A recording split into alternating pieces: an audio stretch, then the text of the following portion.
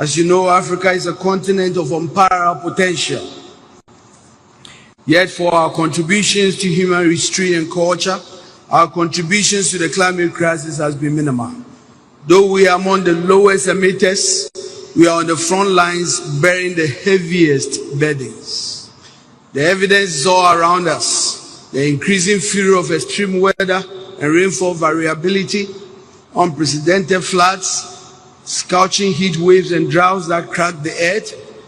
These are not abstract climate models, they are realities that translate into hunger, malnutrition, and the loss of livelihoods that sustain vulnerable communities. In West Africa, Ghana is part of the Upper Guinean forest ecosystem, a biologically diverse realm of towering trees, high rainfall, and tropical climate nurtured by the Atlantic Ocean. Yet for decades we have watched the rains become less reliable and the dry spells grow longer. The very vegetation and wildlife that define this region are struggling to adapt.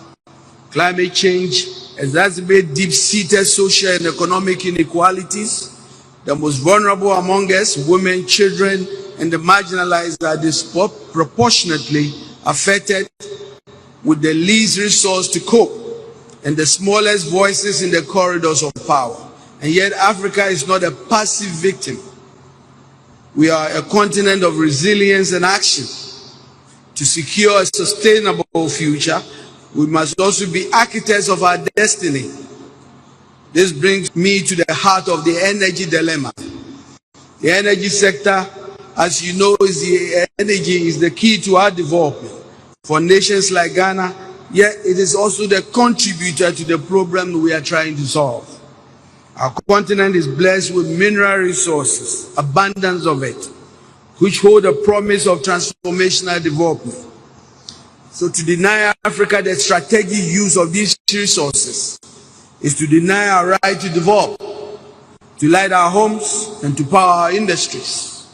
Any such conversations, therefore, must be approached with strategic care and profound understanding. Africa is equally blessed with an unparalleled comparative advantage for a leap into a low-carbon future.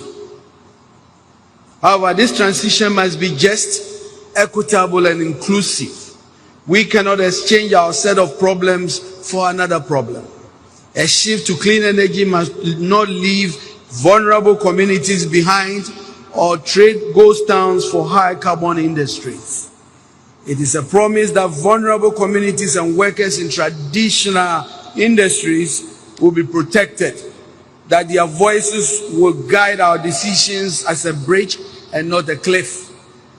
It is a pledge to eradicate energy poverty, bringing light and power to every community, regardless of their remoteness. And it is imperative we weave gender equality into the very fabric of this energy new system, ensuring women, children, and the marginalized are not just participants, but leaders and beneficiaries. The good news is that in Ghana, we have moved from ambition to blueprint. Our energy transition framework outlines a pathway to decarbonize our energy sector and achieve net zero emissions by 2060, without compromising our socio-economic development or natural resources. At its core is the principle of a just transition. We are actively increasing the share of renewable energy and have embarked on a robust nuclear energy program. And this is focused on long-term energy security, decarbonization, and positioning Ghana as a regional hub for clean power. Through our newly launched green minerals and carbon market frameworks, Ghana is opening transparent pathways for global partners to invest in clean energy, forest restoration, and value-added mineral processing.